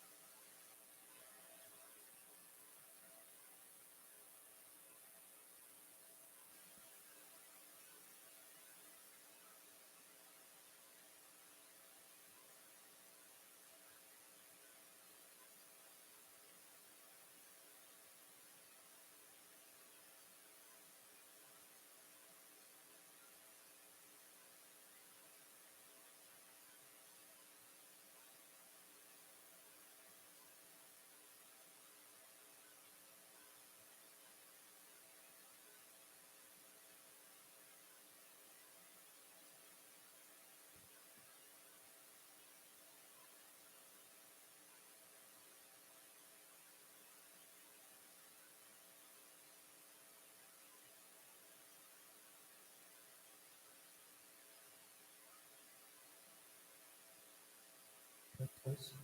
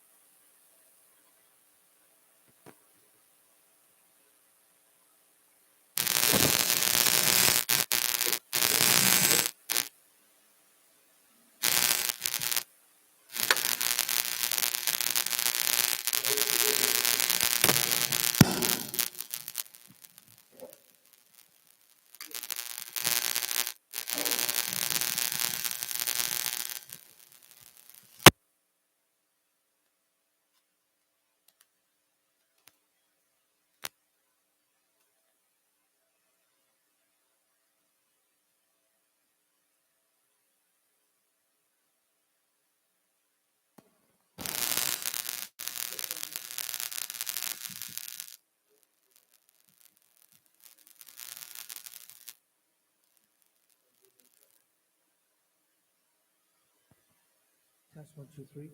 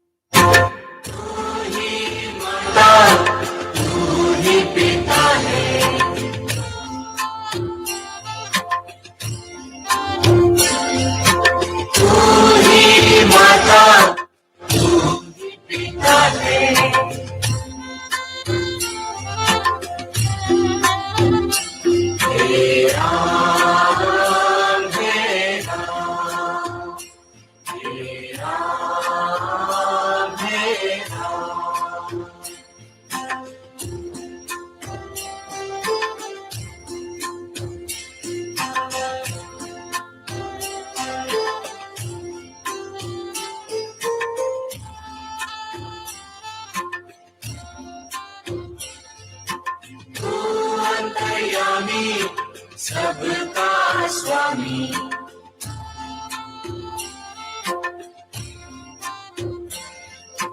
तू अंतर्यामी, सबका स्वामी,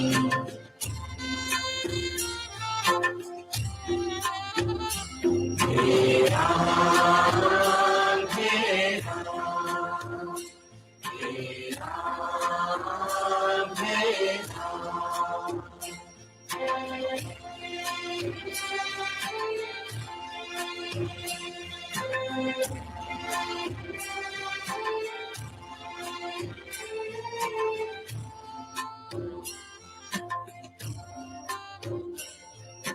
तू ही बिगाड़े, तू ही संभाले,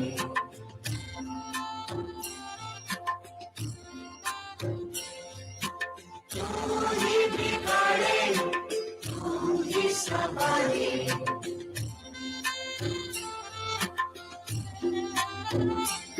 हे राम, हे राम, हे राम, हे राम।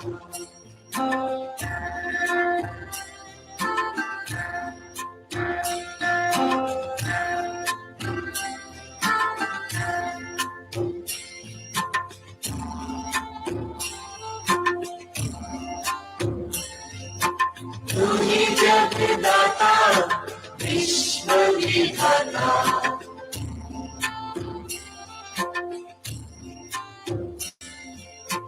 तू ही जगदाता, विश्व विधाता,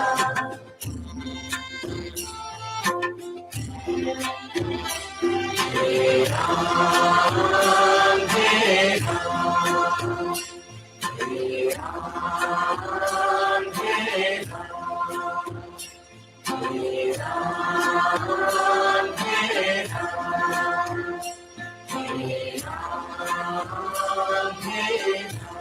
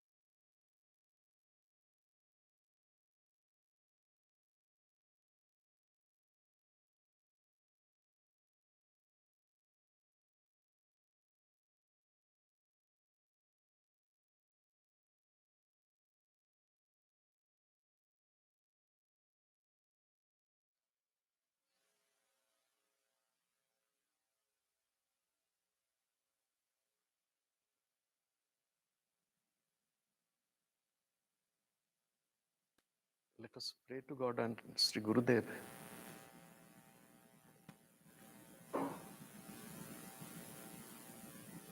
Not only for her,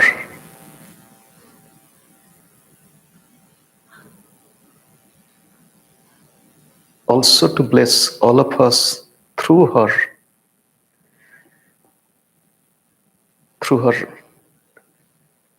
life of inspiration.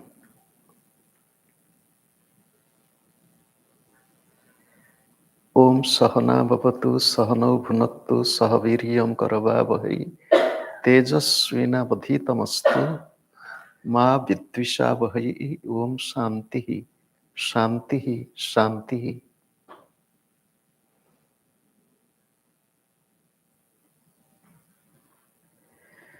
Let us bow to her and to all the masters and all pervading God. Let us bow to each other and to the entire creation.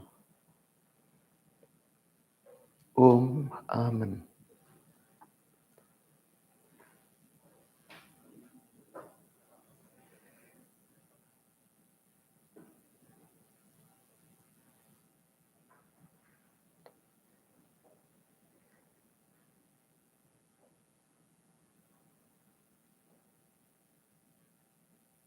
Sri Gurudev said,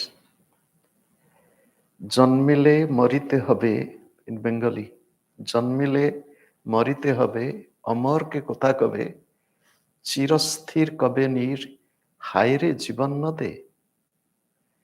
Anyone who is born has to live with the physical body. Who can really claim I am all the time there? Have you seen water in the river ever still?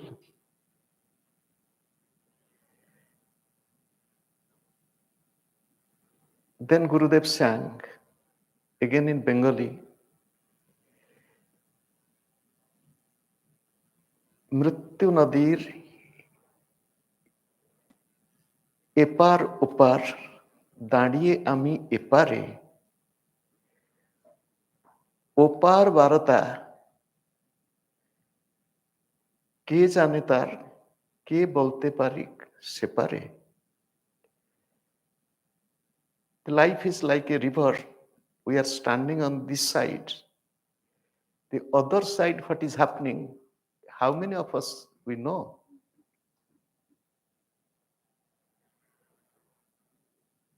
Sri Gurudev said, there is no guarantee of breath. At any time it will stop. Who knows? This breath is your last breath. Sri Gurudev said,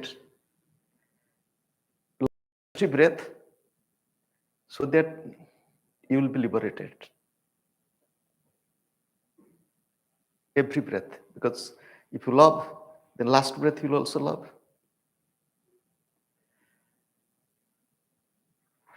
Living with Gurudev, following his footprints, he brought me just like my mother brought me to the world, giving this body.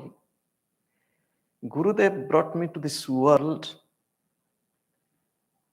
giving another life to expand the life of love, service, and from limited I to become an unlimited I. I means uppercase I, individual. Somebody asked me in a casual conversation in Europe when I was new in 1994, do you love your mother?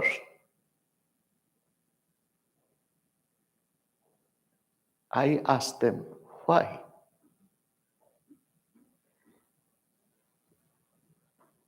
I asked counter question, do I love you all? They said, yes. Then I said, then what mistake the mother did who gave me birth. I can love you, I can love her. Sri Gurudev said, you give up your so-called attachment to one mother, but you will get love of countless mothers. His words are so true in letter and spirit. And one of the best examples out of countless is Gurupriyanandaji.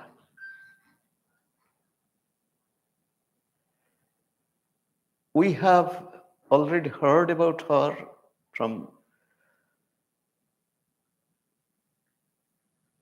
those who have come from her physical body, her own progeny, own children.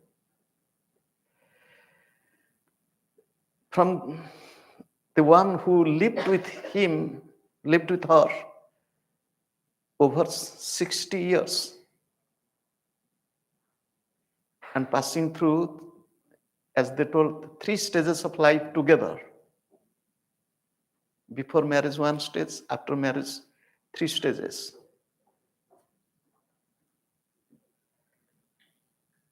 We heard from others, those who came in close contact with her.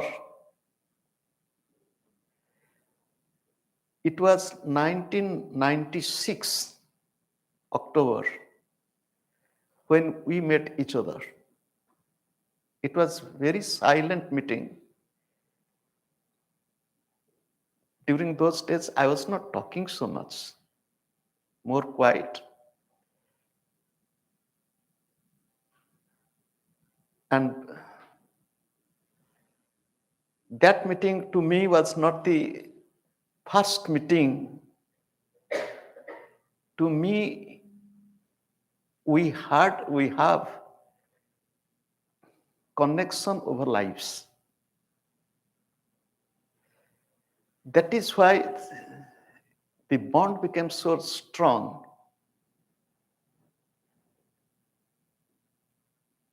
From 96 onwards, 96 was my first year in USA.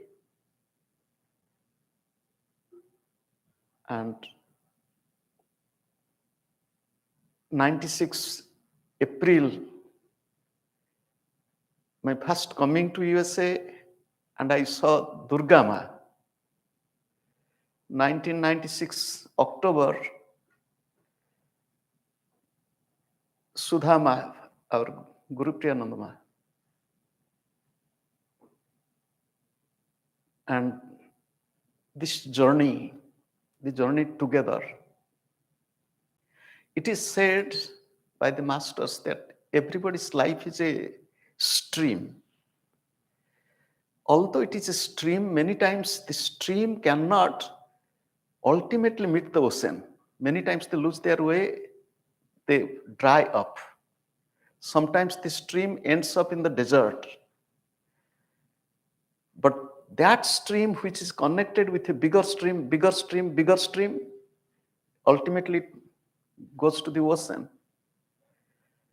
It was the grace of Gurudev, grace of masters, that we all are connected with a big stream.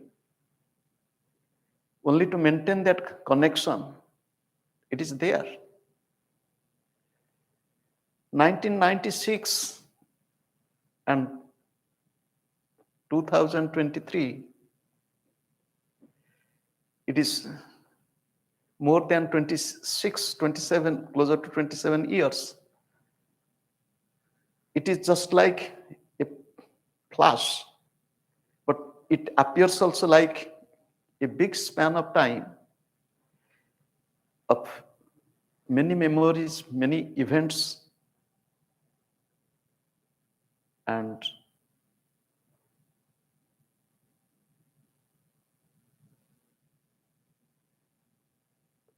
I can't say I became part of her family or she became part of Gurudev's family or it is one family. It is very interesting and intricate understanding.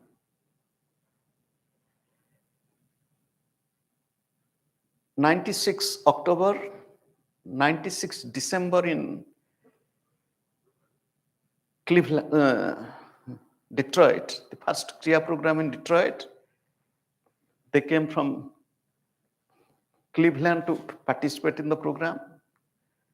Then 1997 program in Cleveland, first time, and staying at their home in Hudson. And then series of events.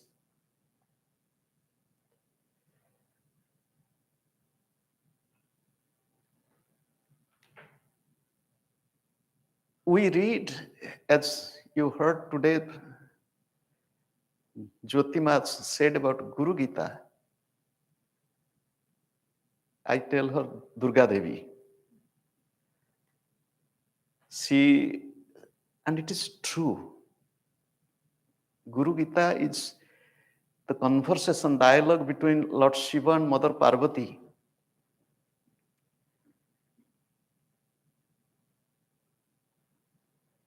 It is my life's personal experience. Only through Guru Seva, only through Guru Seva, one can be free. If one has faith, commitment, devotion, nothing. Knowledge will come, everything will come. All these things are secondary. But how many of us, we have that real commitment, real faith, not to be disturbed or to shake one's own confidence and faith. And to me, as I told you, she's one of quite a few mothers, those who have given me motherly love, motherly protection, care, attention, service, everything. And she's one.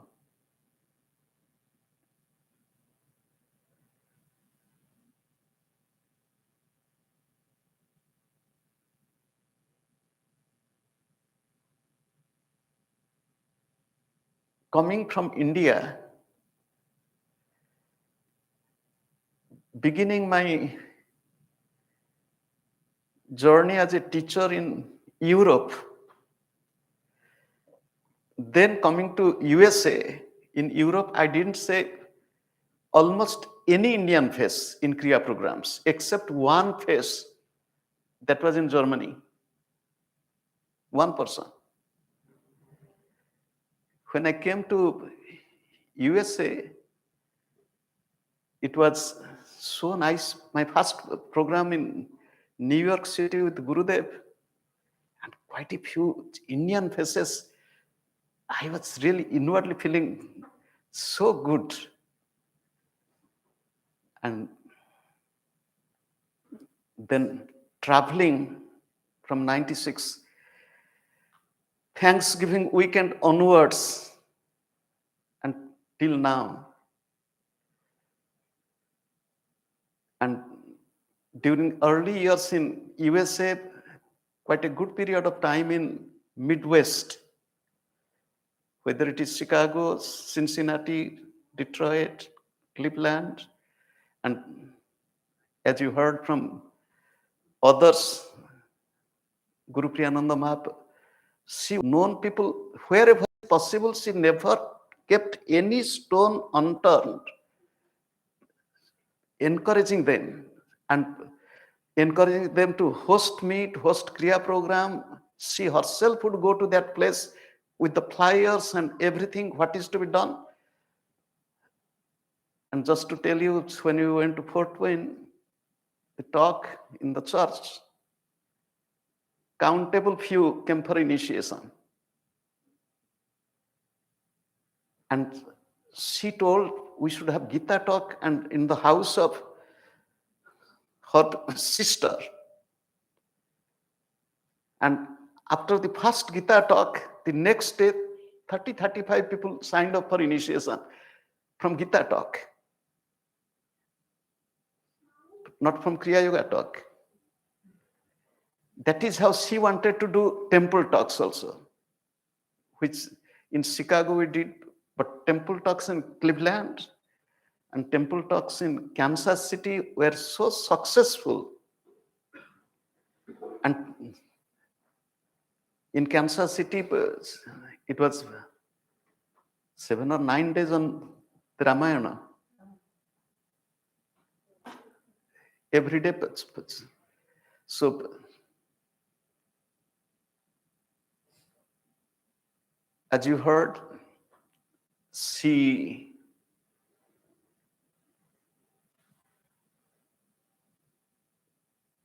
all these years, especially after coming to Sri Gurudev, and I'll tell one joke. It is not a joke. Her grandson, he was maybe 8-9 years old at that time, going with her grandfather to shopping, and he would call, come, orange color t-shirt, here, orange color jacket. Anywhere he saw orange colored little boy, because that little boy also knew the fancy of his grandmother towards this orange color, and that little boy at the age of 9, I think, got initiated. I was staying at their home. In the next room was his room and next room was mine. I heard somebody's guiding meditation. Sit straight, chin down, keep your eyes closed. I thought, who is doing this? And little bit imitating my voice. Inhale, hold, bow. I opened the door. It was a stuffed tiger, that little boy holding that tiger and teaching the tiger the Kriya techniques.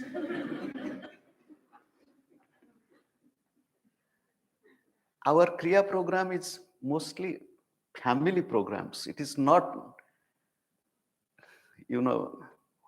marketed, commercialized, auditorium, entry fee, and so on. Nothing.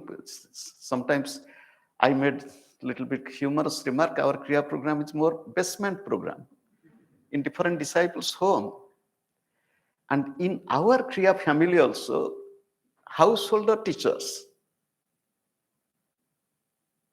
In our Kriya family, the teacher going and staying at the house of the disciples, and they take care of everything. And especially, for example, one example is sitting here, Durga Ma,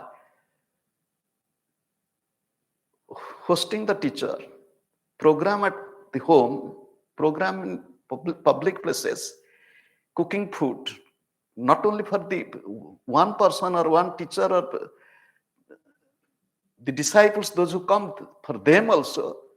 And few days it was just like a celebration. And how much work they did during the program, before program, after program.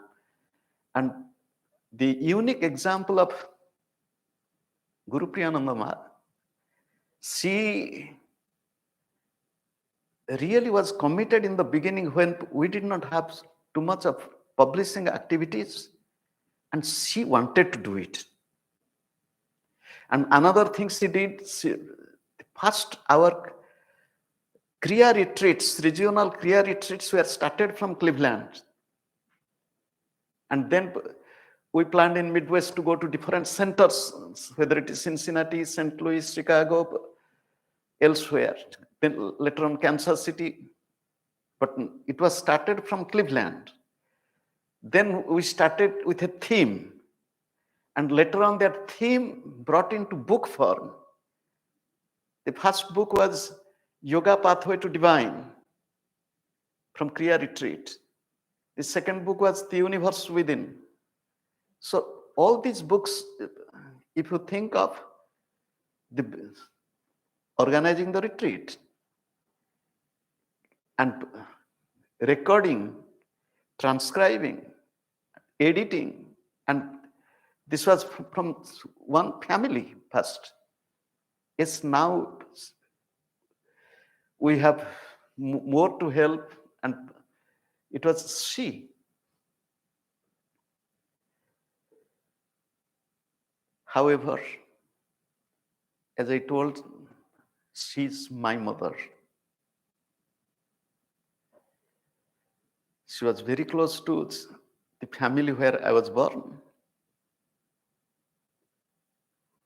And on the other hand, I am one with her and her small and bigger family. And you just think, as a householder, she came from India to USA, many are coming, many are living, but you see her life, how she expanded her life. Her presence is not limited in one family or this family circle. Just to tell, her family circle was very big. And in USA, I have gone to some of the family programs, and I have seen how many family members come even in USA, and she brought most of them into Kriya, initiated. But she did not confine herself into smaller family. And I was in Australia when she left her body, but before that, every day, half an hour, all sitting and chanting Mahamrutyunjaya mantra for her. Even after that, till New Zealand program, I left on 5th till 4th. Every day, how much they loved her. She has such an impact on many people, whether it is in this country or India. And as Jyotima told, she was jealous of me. It is quite natural if the mother pays more attention to one child. Yes. In a family, there is possibility of jealousy. And many were jealous of her because she became too close to me. And she, oh God, Europe, she's there. India, she's there. Programs in different cities, she's there. Retreats, whether it is in Denver or anywhere, she's there. And just to conclude, when she was early years in India and going to Gita talks in Odia, and she was sitting and writing. I thought, what she's writing? After the talk, when we came back to ashram, I asked her, how much did you understand? She said, when you are talking with people, it is not easy to follow, but when you are giving talk, and that Odia is quite understandable because of Sanskritized language, and you speak on the Gita, I know, and I understand 60, 70, and slowly she said, it increased. She said, I understand 80% Odia when you give public talk. So, when I think of her, I remember her parents. I had the opportunity to see both of them. I have seen her mother-in-law. I have seen all of her sisters and their family. Most of them initiated into Kriya. Her brother's family. From mother's side and also from, because when one is married, the real house becomes her husband, so from their family also. She came from a very good, highly spiritual family, and fulfilling all his family responsibilities, she lived a good spiritual life and an example for all of us. I will not tell more. And as you know, I have to go to the airport. It was the plan. I was to be in Brazil yesterday. Today the program started. Or yesterday it started. I was so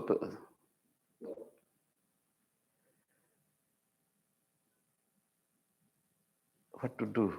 This is the life, journey of life. And I humbly request all of you, please meditate nicely.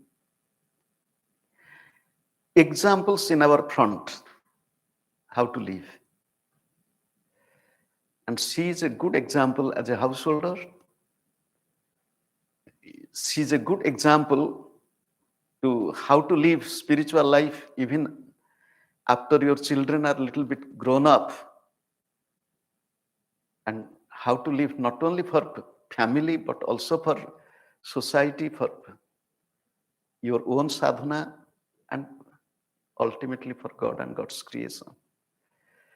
Let us close our eyes again for a moment. Let us think of Gurupriyanandaji. Let us pray to God and Gurudev to bless her. And let us offer our love to her and pray to her to bless all of us.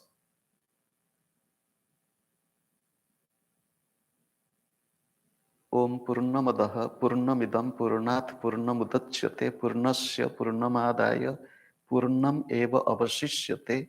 Om Shantihi Shantihi Shantihi.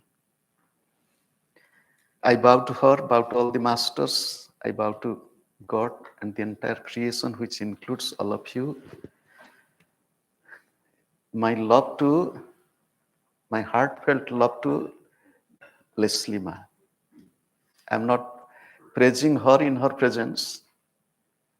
I have no words to describe. You are inspiration for us also.